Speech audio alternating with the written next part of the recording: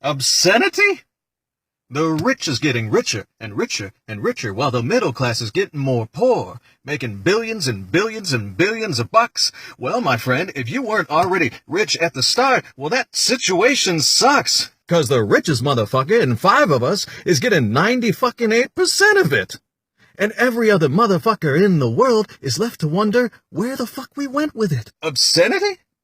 I'm a senator. I gotta raise $10,000 a day every day I'm in Washington. I ain't getting it in South Central, I'm getting it in Beverly Hills. So I'm voting for them in the Senate the way they want me to. And I'm sending them my bills, but we got babies in South Central, dying as young as they do in Peru. We got public schools that are nightmares. We got a Congress that ain't got a clue. We got kids with submachine guns. We got militias throwing bombs. We got Bill just getting all weepy. We got Newt blaming teenage moms. We got factories closing down. Where the hell did all the good jobs go? Well, I'll tell you where they went. My contributors make more profits hiring kids in Mexico. Oh, and a brother can work in fast food if he can't invent computer games. But what we used to call America, that's just going down the drains.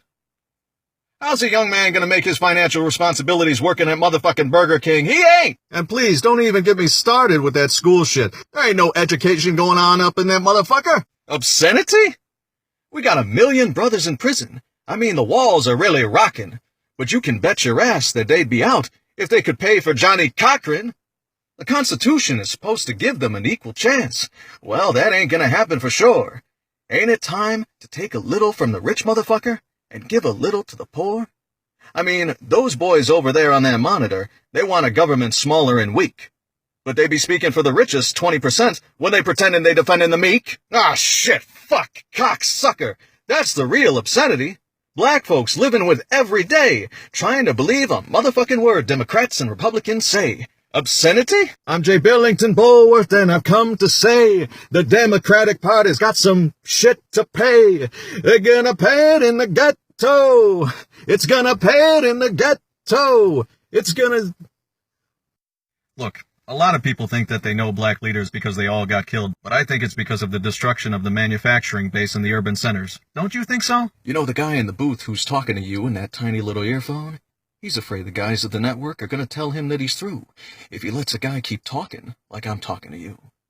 Because the corporations got the networks, and they get to say who gets to talk about the country and who's crazy today.